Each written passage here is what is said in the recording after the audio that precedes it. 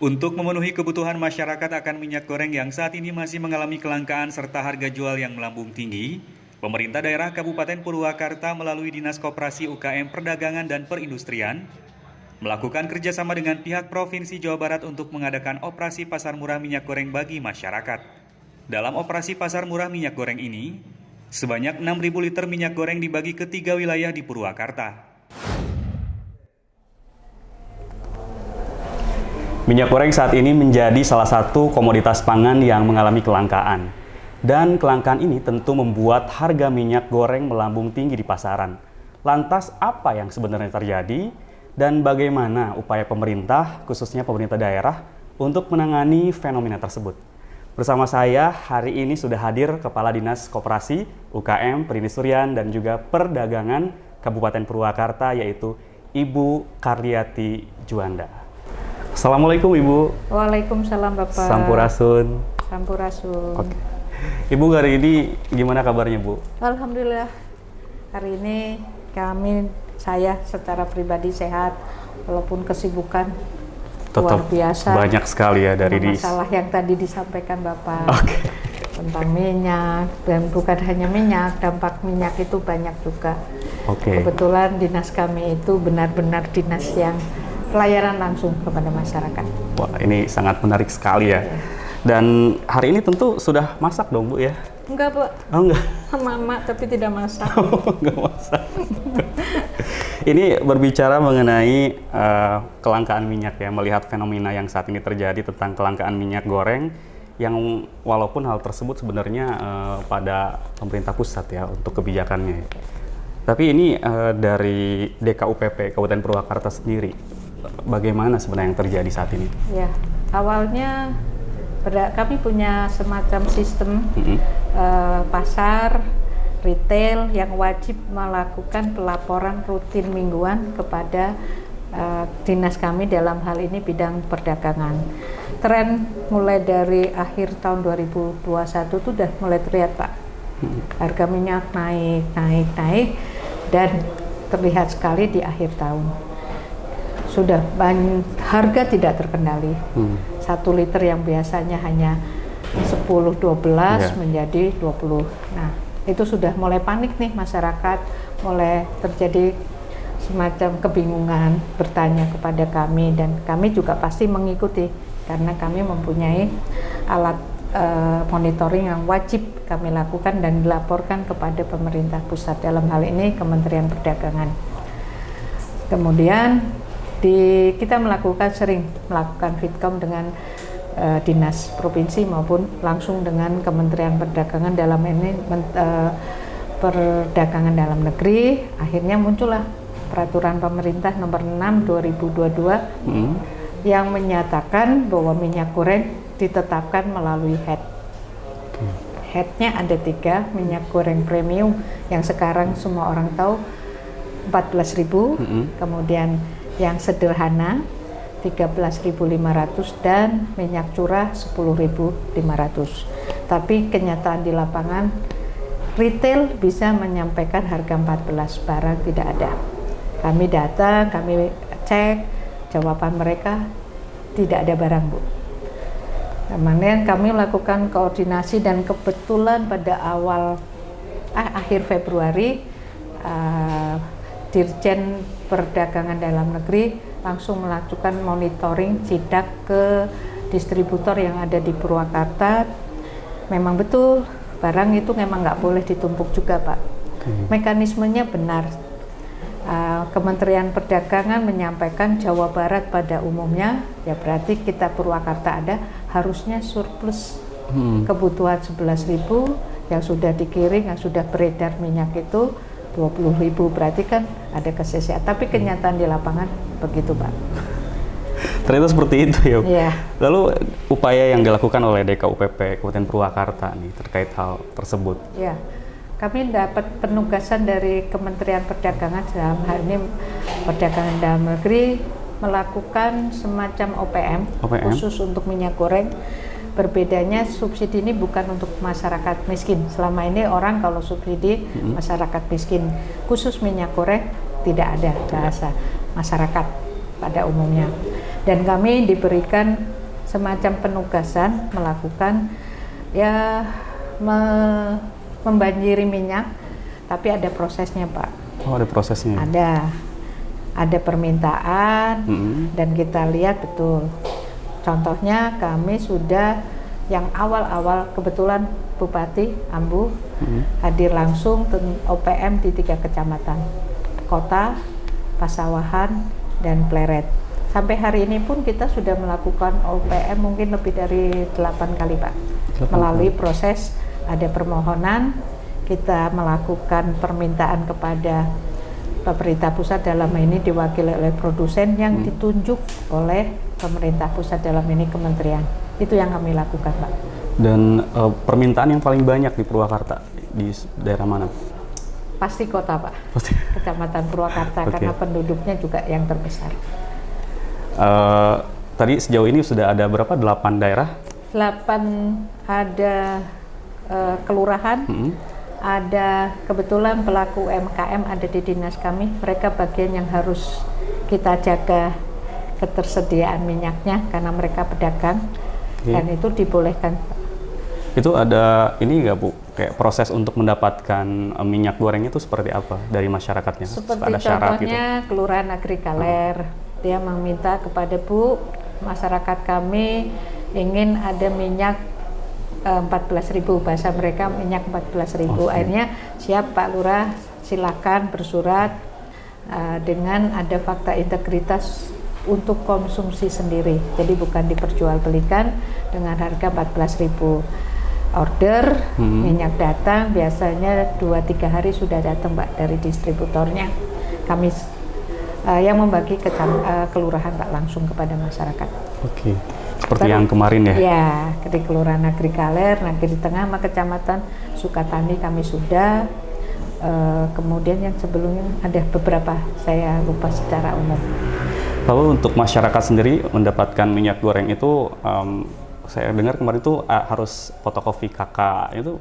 Sebetulnya itu persyaratan yang diminta oleh kelurahan untuk mungkin untuk kehati-hatian ya Pak ya. Oh, itu bukan dari DKUPP ya? Bukan, tapi kehati-hatian boleh Pak, karena kadang-kadang kehati-hatian harus pertanggungjawaban administrasi ada di kami Pak. Oke, ternyata seperti itu ya. Dan sejauh ini ada penimbunan yang dilakukan mungkin di Purwakarta mengenai minyak goreng? Secara itu nggak ada Pak. Kebetulan ada tim Satgas Pangan, salah satunya kepolisian, dalam hari ini Polres. 2 hari yang lalu pun kami sudah fit count dengan Kapolri dan Kapolda seluruh Indonesia. Saya dengan Kapolres, ya secara umum semoga tidak ya Pak. Yeah. Tidak, semoga tidak ada. Oke. Berarti sejauh ini Kabupaten Purwakarta memang tidak ada minyaknya, bukan ditimbun tidak ada, ya? Pak. Belum tentu tidak ada, karena itu pengawasan, kadang-kadang pengawasan itu boleh oleh masyarakat kalau beritahu tapi penindakan itu bukan di kami, ada instansi lain yang berwenang. Berarti harga minyak goreng saat ini di Purwakarta adalah? Kalau berdasarkan head 14, 13,5 dan 11,5 malah mungkin ada naik di curah, akan ada kenaikan. Tapi secara laporan yang rutin dilakukan oleh pasar yang kami miliki, 3 pasar dan beberapa retail, kalau retail rata-rata masih di 14. Yang tidak bisa kita kendalikan pasar ya? Pasar tradisional, warungan, itu ya harga pasar yang menentukan. Barang nggak ada ya pasti naik. Nah itu yang terjadi, terutama sampai hari ini minyak curah belum bisa sesuai dengan head. Lalu dari Kementerian Perdagangan yang mencabut harga yang Rp14.000 itu? Belum pasti, hanya baru ada berita akan untuk minyak yang premium, yang kemasan, itu akan dilepas, dalam artian pasar yang menentukan. Banyak permintaan, harga naik. Tapi itu belum ada surat edaran atau apapun, baru berita-berita. Tapi kalau yang sekarang masih berlaku, ya itu head yang ditentukan. Tapi dampaknya barang bukan nggak ada ya, mungkin langka. Lalu berdasarkan laporan kementerian katanya surplus. Faktanya ya susah, saya aja susah dapat minyak. emak-emak ini. Baik, ini seru sekali berbicara mengenai kelangkaan minyak atau fenomena yang saat ini terjadi. Apalagi kan masyarakat di kita tuh panik buying-nya kental ya. Nah, banget. Jadi kalau Bapak jadi pedagang bilang Bapak hanya boleh ngambil satu barang, pasti panik buying. Wah, ini ada apa nih? Mulai. Nah, sekarang ini juga sudah mulai nih tren yang sedikit susah, dan saya lihat retail sudah membatasi pembelian gula pasir. Gula pasir ya? Gula pasir, kemarin fenomenal kedelai, apa yang sudah kami lakukan, kalau kedelai memang kita bukan negara penghasil, tergantung dari impor, dan kami sudah memanggil para pelaku usaha tahu tempe, ya kebijakan mereka, kesepakatan mereka, mungkin mereka punya komunitas se-Indonesia, ya harga dinaikkan karena kedelai naik juga. Oke, ya baiklah. Jadi seperti itu pemirsa Purwakarta, Diskominfo Purwakarta Channel ya. Dan tadi sudah disebutkan kemungkinan yang akan terjadi selain minyak ada gula dan juga yang lainnya, nanti kita tanyakan lagi tentunya setelah yang satu ini. Tetap di Bincang-Bincang.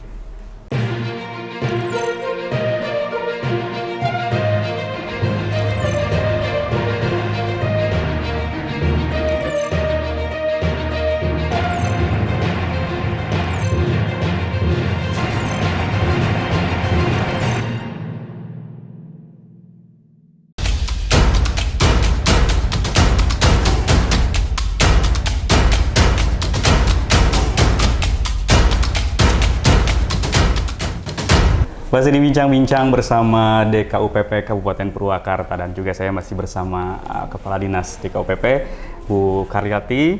Bu, ini tadi ngomongin soal minyak goreng yang fenomenanya kelangkaan terjadi. Tadi Ibu menyebutkan dan juga hal serupa sudah terjadi juga, sudah terlihat juga pada gula pasir. Ada lagi nggak Bu selain itu? Biasanya nih kita menjelang puasa. Gimana ya menjelang pasti puasa? Kebutuhan konsumsi naik, Pak. Karena mungkin budaya ya, kalau puasa itu harus ada yang manis, makanan harus ada cuci mulut. Nah, ya itu akan berdampak, Pak, kepada kebutuhan konsumen. Yang utamanya adalah di pasar. Seperti apa? Gula pasir. Contoh yang tadinya hanya 1 kilo 1 bulan, mungkin karena bikin kolak, bikin apapun itu akan tapi fenomena gula itu pun sudah mulai terasa, Pak. Tapi saya belum ada arahan dari Kementerian Perdagangan tentang gula, tapi secara itu sudah mulai terasa pembatasan. Kemudian kalau di bulan puasa ini pastilah cabai naik, semuanya hampir semua rata-rata naik. Tergantung permintaannya permintaan. Dan kemarin waktu kita monitoring ke Pasar Rebo, berbicara dengan salah satu pedagang, ternyata saya juga baru tahu salah satu penyebab itu adanya pembatasan daya angkut dari truk-truk yang membawa itu. Ternyata ada dampaknya terhadap harga di pasar.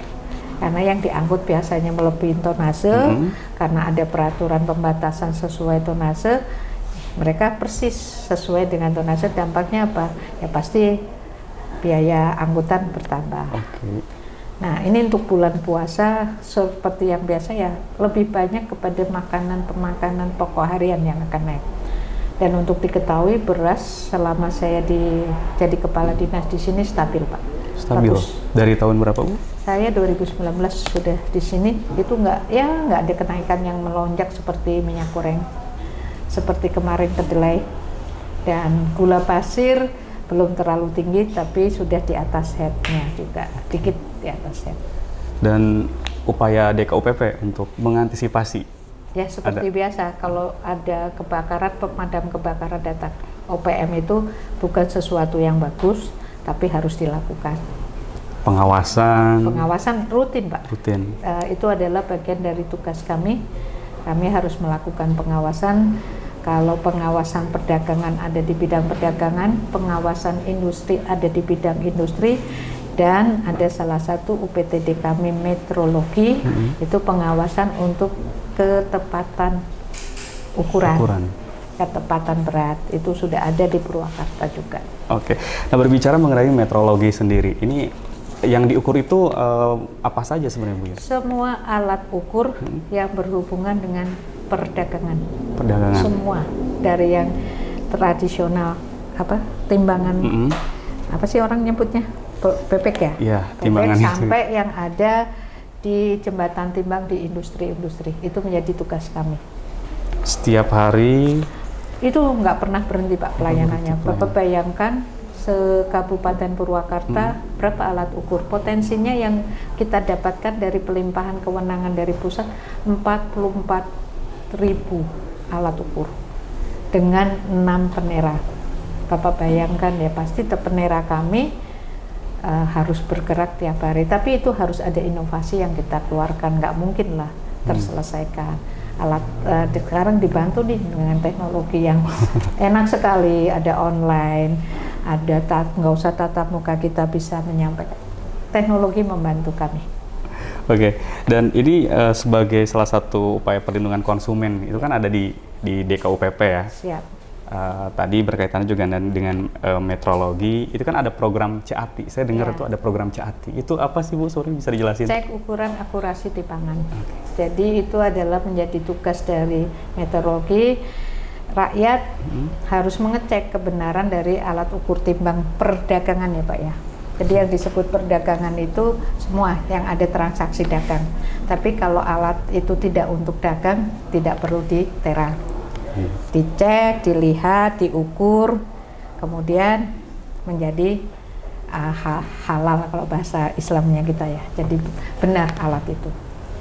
Dan sejauh ini ada hal-hal yang mohon maaf tuh kayak mungkin setelah dilakukan pengecekan ternyata tidak sesuai dengan takarannya yang seharusnya, ada nggak di Purwakarta? Pasti Pak, karena alat itu tiap hari bersentuhan, bergerak. Nah makanya mereka mempunyai kewajiban setahun sekali harus ditakar, ditera ulang.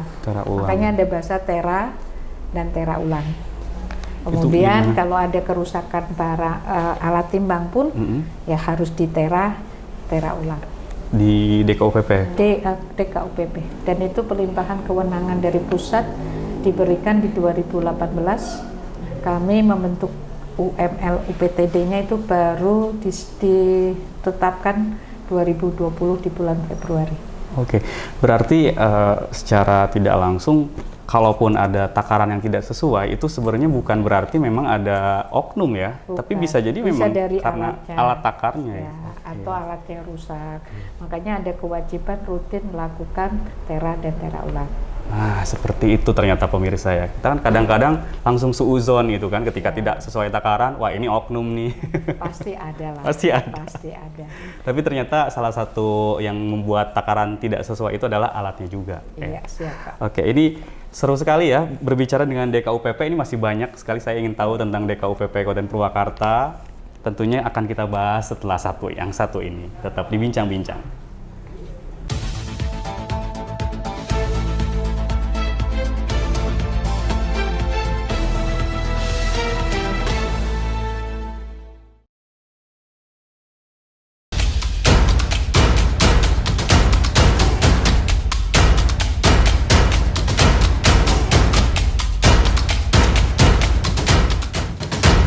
Kembali lagi di Bincang-Bincang bersama DKUPP Kabupaten Purwakarta. Bu Karliati, ini berbicara mengenai dinas ya atau DKUPP. Saya boleh tahu berapa bidang yang ada di sini? Kami ada 4 bidang, 1 sekretariat dan 5 UPTD Pak. 5 UPTD? Iya. Banyak juga ya Bu? Lumayan. Tapi kami antar bidang, antar UPTD itu saling mendukung. Artinya bidang koperasi, UKM didukung oleh bidang perdagangan di dalam sehari-harinya. Satu bidang itu dibantu oleh 3, dulu disebut pejabat eselon 4, sekarang semuanya sudah beralih kepada jabatan fungsional. Kemudian UPTD karena bentuknya pelayanan kepada masyarakat, dia masih dalam struktural. Dalam struktur organisasi struktural, 3 pasar kami adalah Pasar Lewi Panjang, Citeko, dan Pasar Wanayasa. 1 UPTD keramik dan yang terbaru adalah UPT meteorologi. Kalau dari fungsi dan tugasnya dari setiap bidang itu? Sesuai dengan bidang perdagangan, berarti dia urusan perdagangan. Bidang perindustrian dia dari industri. Kewenangan daerah itu industri kecil Pak, bukan industri besar ya. Oh, mikro ya? Mikro. Nah kemudian koperasi, siapapun tahu gerakan koperasi adalah binaan kami harus membina, berkomunikasi, koordinasi, dan meningkatkan kemandirian dari koperasi. UMKM apalagi Pak, sekarang UMKM adalah alat kita untuk meningkatkan ekonomi kerakyatan. Dan 3 tahun terakhir ini memang terjadi perkembangan dari pelaku UMKM. Lebih banyak anak muda sekarang beralih menjadi pelaku UMKM.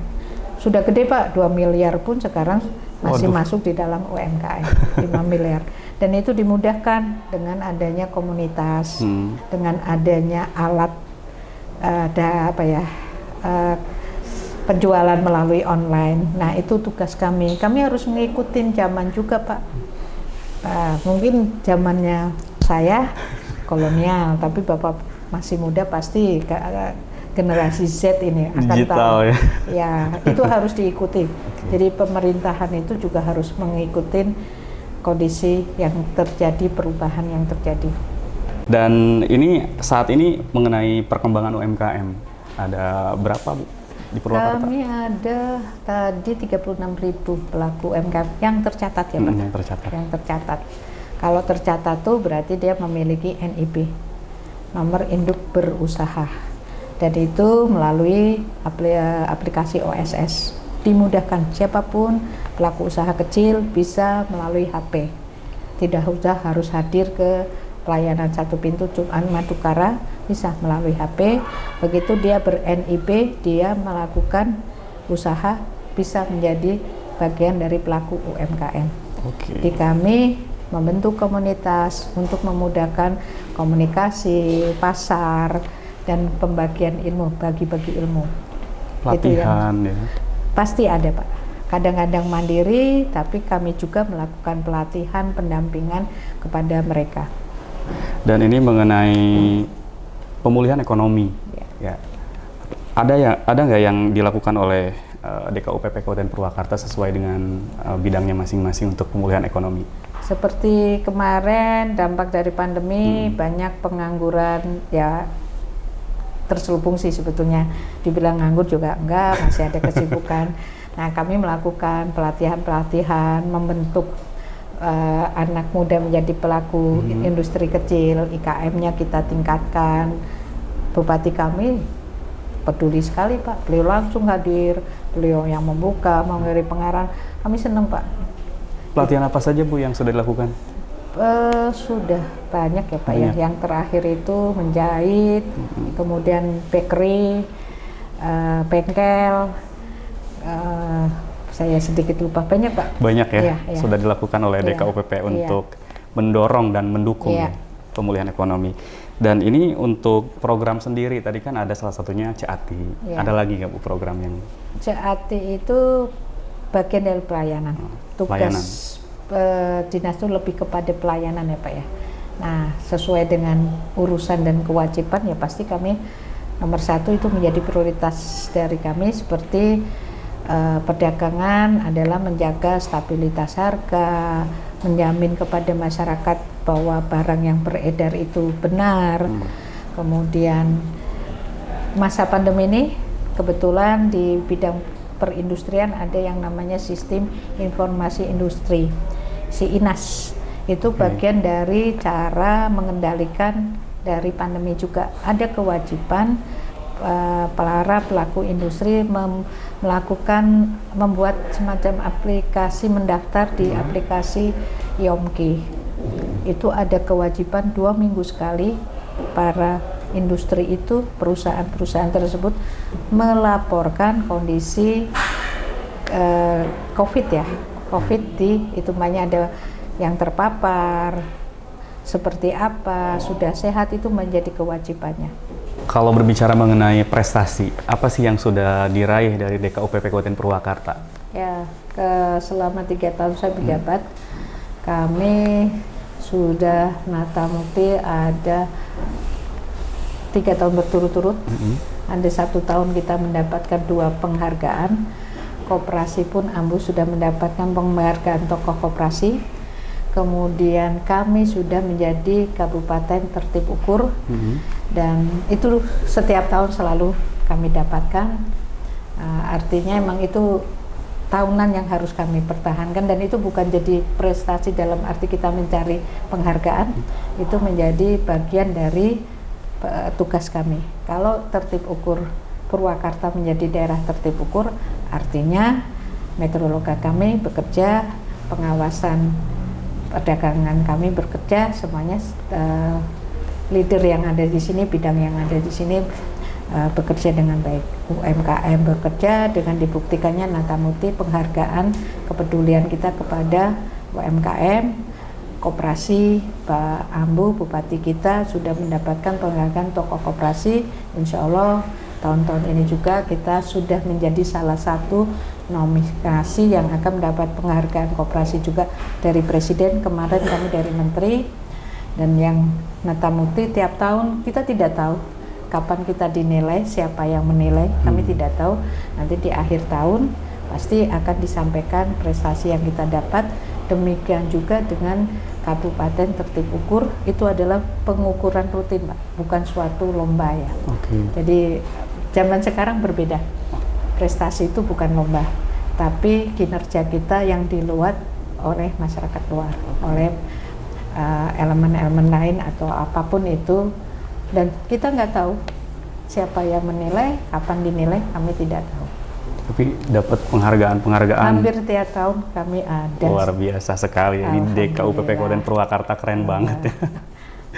Penghargaan itu bonus ya Bu ya, berarti ya? Ya betul. Bonus. Kalau buat saya, kita kerja, kita berusaha, enggak, hasil akhir itu adalah penghargaan, tapi bukan pencapaian. Kalau kita kerja ya hasil akhirnya pasti penghargaan, apapun itu. Sibuk ya Bu ya di sini ya? Alhamdulillah. Alhamdulillah. Sibuk, apalagi kalau sudah panic buying. Ini saya mau menyampaikan nih kepada masyarakat, khususnya teman-teman Purwakarta nih, masyarakat Purwakarta. Panic buying itu sebetulnya salah satu menambah masalah rumit.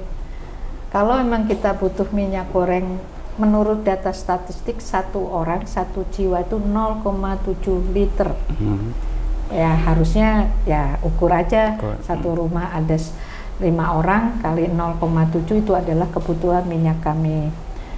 Nah, artinya kita juga jangan panik buying kalau lihat, wih orang ngantri. Ya kalau memang kita di rumah sudah ada minyak untuk sebulan ya kita tunggulah, karena pasar itu tergantung dari kita sebagai konsumen. Seperti itu ya, himbauan juga untuk masyarakat di Kabupaten Purwakarta ya, panic buying. Karena memang itu seperti fenomena yang selalu terjadi kayaknya ya di kita ya. Rata-rata begitu yang terjadi. Kayak puasa semua panik, harus ada kolak gitu. Padahal bisa ubi rebus Pak. Itulah yang tapi itu suatu khas, sesuatu yang tidak mungkin dimiliki oleh bangsa lain Pak. Kecuali oleh orang Indonesia. Baik, demikian bincang-bincang saya dengan Kepala Dinas Koperasi UKM, Perdagangan dan Perindustrian Kabupaten Purwakarta, yaitu Ibu Karliati Juanda. Ibu, terima kasih untuk waktunya. Dan untuk pemirsa Diskominfo Purwakarta Channel, tetap memakai protokol kesehatan. Wassalamualaikum warahmatullahi wabarakatuh. Sampurasun.